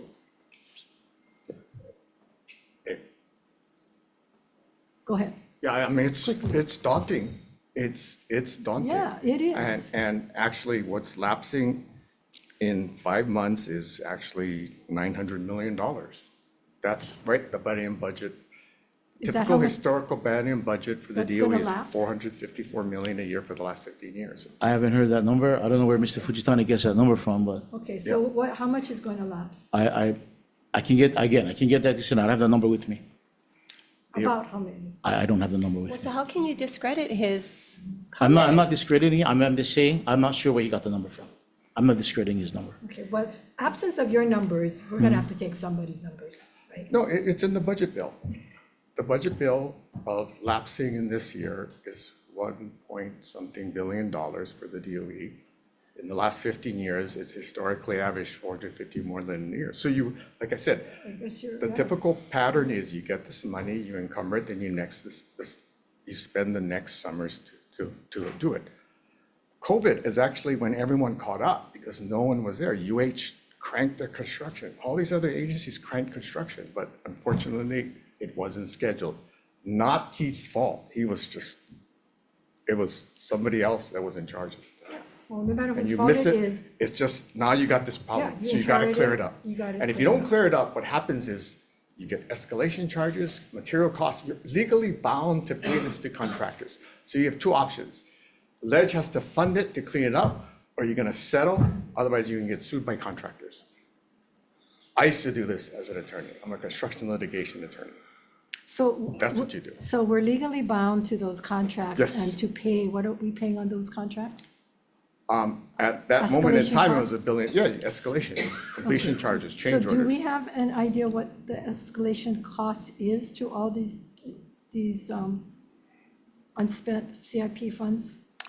It's a case by case on each contract, depending how long it is, right? Because when a contractor bids on a contract, it's for that period of time, assuming you'll get a notice to proceed within 120 days. Any delay upon that, then you triggers escalation. So if it's years, So it how can do be we significant. How do we calculate that? You'd have to take each contract, determine when it was issued, what's the time period, how much escalation for And that. that's kind of what I wanted when we asked for this You list. can't get it from report, you have to look at Right. each contract. And that's you have what I to wanted, estimate. each contract to tell us what was that and when it was supposed to complete it. That's kind of what I was trying to ask for, so that we can get a sense of how much is in, it's one thing to have these money sitting there, but what are we paying escalation costs? And where is that escalation cost? Does it just add to this amount? Yeah, so there's several, right? Escalation is just when you give the notice to proceed, and now you actually buy the materials, but you have to buy it at current costs. Then you have the construction, which gets scheduled, and then you have change orders as a result of construction, unforeseen circumstances. So there's multiple buckets of money that are needed to complete a construction contract. Escalation is the first one. Change orders are the second. Construction management is the fee which you need to manage that construction so it's done right. So those are the three largest buckets of money. Yeah, but so where do we Historically, get the money to pay the escalation cost? It just goes to the bottom line of the contract? typically you blow by any contingency within the first escalation. So your only option is project completion funds. And that supplements to finish all these projects. Okay, thank you. Yeah. Thank you. Chair, Yeah, there's a lot of assumptions there. Escalation issues don't become an issue unless they're construction contracts.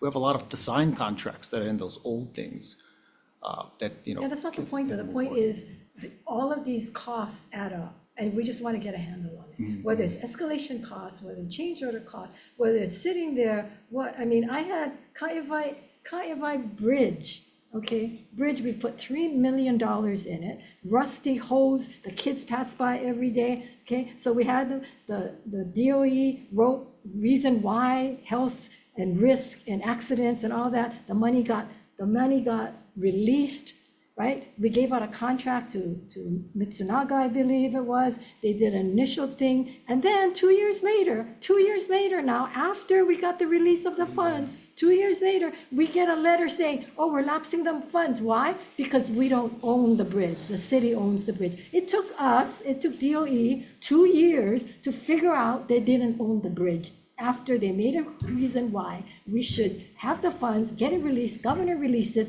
we give out a contract, and then all of a sudden, we don't own the bridge, and they lapse the money, the $3 million? I mean, that's ridiculous. So now we're in the situation now, we gotta find the money to do it again, okay? Because that bridge is getting worse, and if some kid dies, guess who is gonna be liable?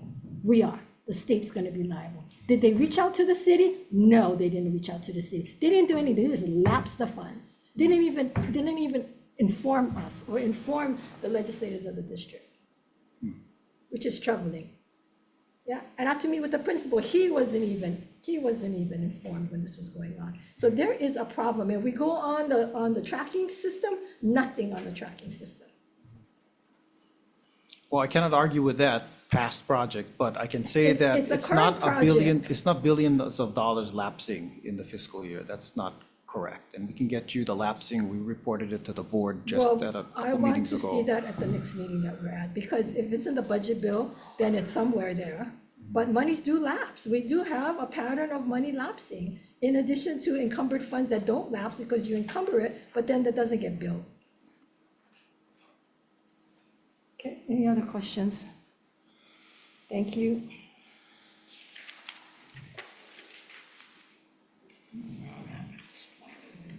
Okay, school facilities, we're on House Bill 2398 relating to libraries. Great, at least we're not talking about CIPs here. Clarifies the Board of Education to state librarian has exclusive authority over the development, use, support, and improvement and maintenance of public library system facilities. Allows the Board of Education to authorize the state librarian to exercise exclusive control of certain land for development or expansion purposes, subject to legislative appropriation. Okay, and I'm sure we have the librarian here to testify, if I can find my testifiers list, here we go.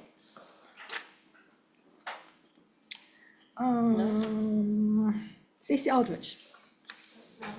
Now. Okay, do you know what I say about standing on your testimony? Come forward to give people an understanding of what you're standing on. Mallory Fujitani for the Hawaii State Public Library System. Thank you. This measure is, we're in support of it. It will help clarify and provide additional, more detailed guidance that the state library system, when we do expend legislative appropriations at our public and school libraries, that we have authority to do so. A recent situation had come up, and the DOE told us that the land was not ours. So our construction start delayed by 2 months. And so we were concerned about escalation fees. We were forced into a right of entry and a MOA. And we had to commit to certain things that I don't think were necessarily binding on us, which included us, if we ever did any forward construction or renovation to the new public library, we would have to get approvals from the DOE facilities office, even though the public library system buildings are under the authority of the Board of Ed and the state librarian, and not the DOE. Okay, so this bill will clear that up. And I think It'll we have provide this- additional clarity. And also, we, in our testimony, we noted a situation that Senator Hashimoto is familiar with regarding just lack of clarity by other government agencies about who has control over library properties. And I think we had the Senate version bill. Yeah, similar, But it yeah. didn't pass out, did it? Yeah, so It it's did, moving in the good. House side. It is yeah. moving in the House Yeah. already. Okay, good. Anybody, any other questions? Okay, if not, thank you. Thank you. Let's see, DOE? Hello again, Chair, Senators of the committee. The Jesse Suki, Deputy Superintendent of Operations for the DOE. We oppose the bill because it goes against, I think, what the legislature tried to do under Act 307, which was to consolidate all the DOE land and make it more expedient and efficient for development of those lands. We're not concerned about libraries that are not on school campuses. We're concerned about the 13 libraries that are on school campuses. State library system already has control over the facilities and operations under HRS Chapter 312, so that's not the issue. The issue is when a library is being developed And over the life of it, if there's going to make improvements and operations, we need to have things in writing with the library. And we do that talks about how we're going to keep the campus safe for students and teachers as libraries are open to the general public and sometimes in the middle of campus. And we'll rest on our testimony. Thank you. Thank you. BOE, we're not here. Sunyi Pai, individual in support. Anyone else wishing to testify on this measure? Members, any questions? Questions? Okay, moving on. House Bill 2534, House Draft 1, relating to robotics. Appropriates funds to Department of Education to establish robotics as an interscholastic sport. We have a number of people who are probably all not here. Keith Hayashi for Department of Education. Terry? Aloha Chair and members of the committee, Terry Ushijima from the Department of Education. We stand on a written testimony which provides comments on this measure and concerns. The department recognizes the immense value of robotics in STEM education, but has strong concerns regarding its reclassification as an interscholastic sport. Doing so would subject robotics to rigid athletic rules, such as seasonal windows and restricted periods that conflict with the year-round the nature of global robotics and competitions. Thank you. Thank you. Ed No from Charter Schools. Here. I'm sorry. Okay. Hayang Martin, testifying for Wailua Robotics. Not on Zoom, Chair. Okay, Joshua Tom, support on Zoom. Aloha, Joshua. Chair, yes, I'm here. I'm sorry. Go ahead. Okay. Aloha, Chair, and members of the committee. My name is Joshua Tom. I'm a student at James Campbell High School. I stand in strong support of HB 2534. However, Joshua, you got to speak out a little bit louder or raise your volume. We have a hard time hearing. I apologize. We're actually at our competition right now, so a lot of us are kind of it's very loud right now. So I do apologize if you're unable to hear me. Please let me know. I stand in strong support for this bill because of the significance robotics programs do have here in the state, and by providing resources and recognition for these programs, it would do so much more for our abilities to have competitions like the one I'm at today. However, I do also recognize some of the concerns, especially with the interscholastic sport title. How I would like to point out how esports is considered under the HHSAA. However, it is not a sanctioned sport, but it is still under the Athletic Association. And through that, all of the concerns with the 3-hour practice times, the fundraising, and a lot of that, they do not apply to esports. And so what I suggest for an amendment would be to have it under the HHSAA, not necessarily with the sanctioned sport title, in order for us to get that recognition, get our competitions funded for, and continue to support us while not subjecting us to those rigid rules that a sport title would have for the leagues. And so just under the HHSAA as esports is. Thank you. Thank you. Let's see. We have. Sorry, one more. Yes, go ahead, quickly. Sorry, one more thing. So I did stop by your guys' offices too, and I haven't handed out the invitations. If you guys are able to come down by, if you can see, this is all the backgrounds and everything for our competition. So I'm sure you folks would love it.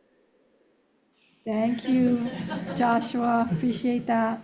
Okay, we have 3 others in opposition, 2, 4, 6, 8, 9 in support. Anyone else here wishing to testify on this measure?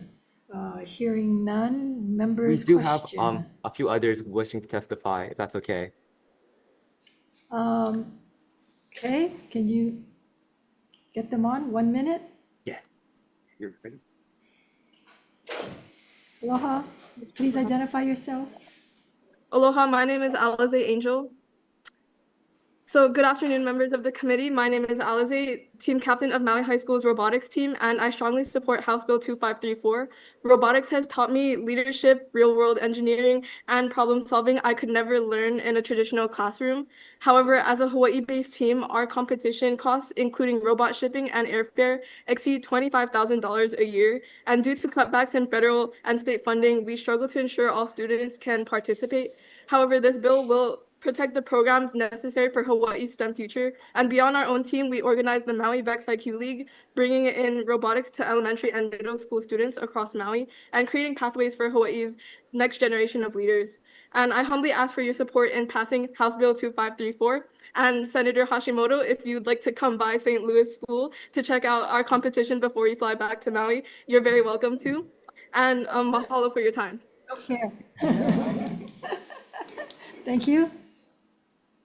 Hi, I would also like to testify. My name is Lance Vitolas. This is my 4th year on the KLKH robotics team.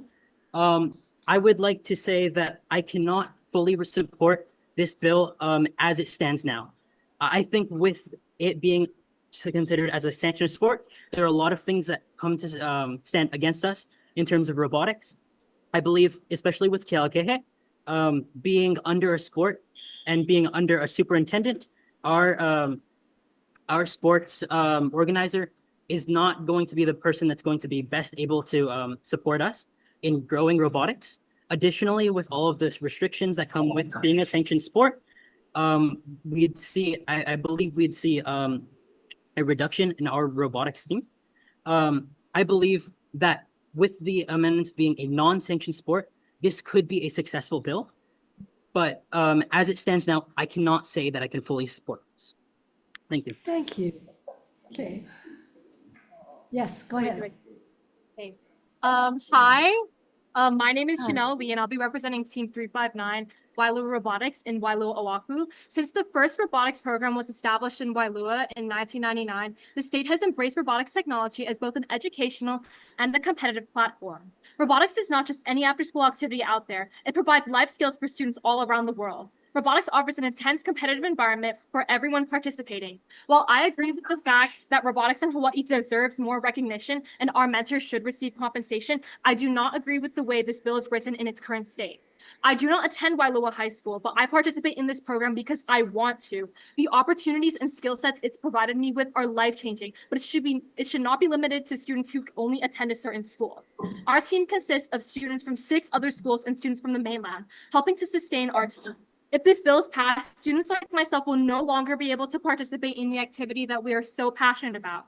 This bill also fails to address and support community and family-based teams that want to participate in robotics. Overall, I think this bill has great intentions, but these underlying issues need to be addressed. Okay, anyone else? If not, thank you very much. We are now in, nobody else here wishing to testify. We are in questions. Members, any And we're done. questions? Real quick, the difference, what is the HHSSA? Is that? Okay, so you can have a unsanctioned sport there without all of the.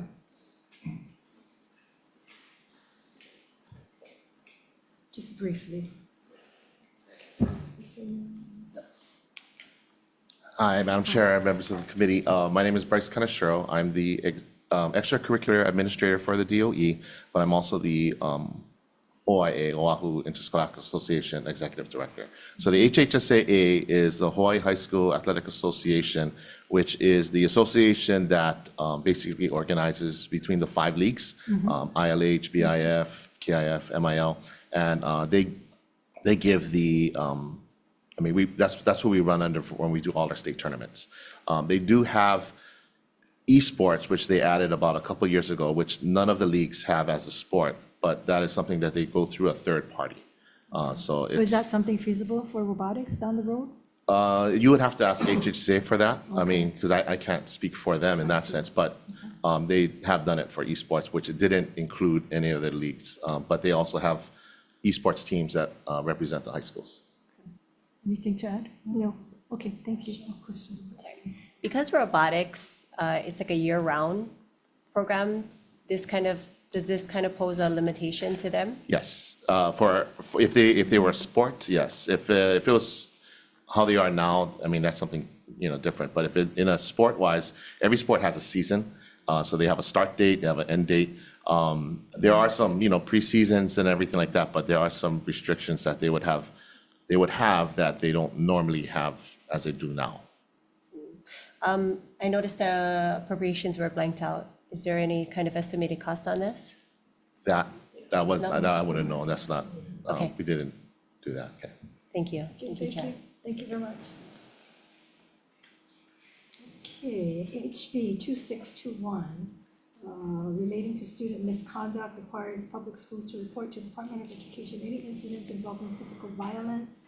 It requires the Department of Education to collect and maintain data on incidents involving physical violence at public schools and make such data publicly available, requires annual reports. So, Kitayashi, DOE?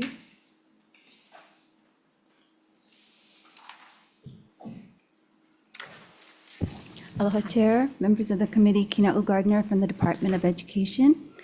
We stand on our written testimony, which provides comments on this measure. We share the legislature's commitment to safety and transparency, but respectfully note that this bill may be unnecessary. The department already collects, enforces, and publicly reports the data outlined in this bill through existing administrative rules and annual reports. Mahalo. Thank you. Why don't you sit there, because I think you're the only one. That's all we have that's signed up. Anyone else wishing to testify on this measure, House Bill 2621, hearing none. Questions, members, to DOE at all on this? Any questions? Okay, thank you. Okay, that takes us to the end of our agenda. I'm going to go into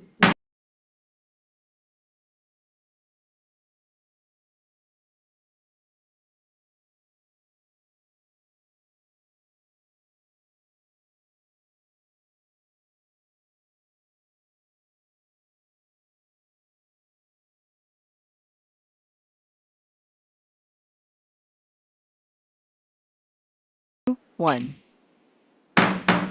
calling back to order the Committee on Education for decision-making, starting out with House Bill 1559, House Draft 2. This is the cell phone telecommunication device on school grounds, acknowledging that the DOE and the BOE have been working on this and that they have finally come up with a policy, and they are working on guidelines and give them that opportunity to put that all together. I'm not one that feels that we need a bill for everything, and if the departments can handle this within their realm, then they should be allowed to do that. So we're going to defer this measure indefinitely. Any comments? Any discussion, members? Hearing none, measures deferred. House Bill 2012 relating to community literacy labs. This measure, while it's very meritorious, I think we need to really look at what's really out there and what we can really make a big difference, and not just adding in a pilot project or a few new bodies. But we are going to defect the date to 7/31/2055. We are going to pass it on to Ways and Means. We don't have any idea what that cost might be, so hopefully that they'll deal with it at their level. So I believe, do we need technical and non-substantive amendments as well?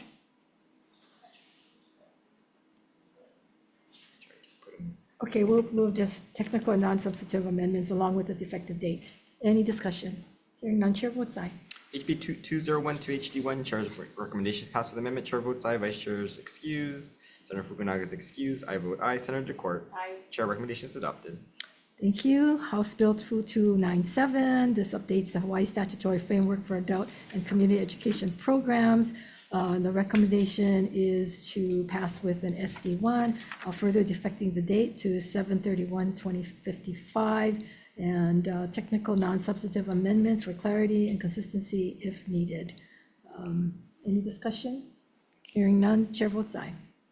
Members, HB 2297 HD1, Chair's recommendation to pass with amendment. Chair votes aye, noting the excusal of Senator Hidani, and Fukunaga for this measure and all others. Any reservations? Any noes? With all others voting aye, recommendations adopted. Thank you. House Bill 2122, House Draft 1. This is the Teacher Housing Assistance Program. You know, this measure needs a lot of more work, but we are going to further defect the date to 7/31/2025 and pass it on to Ways and Means so we can continue education. We do think that our teachers do need support. We're not sure exactly that this bill itself is going to solve the problem, but we want to keep the discussion going. So any other discussion? Hearing none, chair votes aye. Members, HB 2122 HD1, Chair's recommendation of the House with amendments, chair votes aye. Any members voting with reservations? Any members voting no? With all others voting aye, recommendations adopted. Okay, House Bill 2345 relating to school facilities. Again, in this measure, there is a lot of issues regarding the backlog. There's issues with the maintenance and delayed maintenance. So we want to continue to keep moving this along. A recommendation further defect the date to 7/31/2025. Any comments, any discussion? Hearing none, chair votes aye. Defective date? Oh, 7/31/2055. Okay. All right, Chair, Chair votes aye. members, HB 2345, Chair's recommendation to pass with amendment, chair votes aye. Any members voting with reservations? Any members voting no? Without others voting aye, recommendations adopted. Okay, House Bill 2398. This is relating to our libraries. Recommendation is to pass with an SD1 and defecting the date further to 7/31/2055. Discussion? Hearing none, chair votes aye. Members, HB 2398 HD1, Chair's recommendation to pass with amendment, chair votes aye. Any members voting with reservations? Any members voting no? Without others voting aye, recommendations adopted. Okay, House Bill 2534. This is relating to robotics as a interscholastic sport. It's interesting to have heard from our students out there, and even among themselves, they have differing opinions. Appreciate their input. I believe that this bill needs a lot of work. I'm going to recommend deferring this, members, and that come back next year with a new bill that the students themselves as well as the administration can support. So with that, any discussion? If not, bill is deferred. House Bill 2621, House Draft 2, relating to student misconduct. We certainly heard from the department saying that they already collect the data, they have that data, so perhaps they need to do a job as far as making sure the public is aware of some of this data, and maybe we won't have these bills coming out again. So with that, a recommendation is to defer this measure. Any discussion? Any opposition? Hearing none. Measures deferred. With that, we are done. Hope everybody stays safe. Drive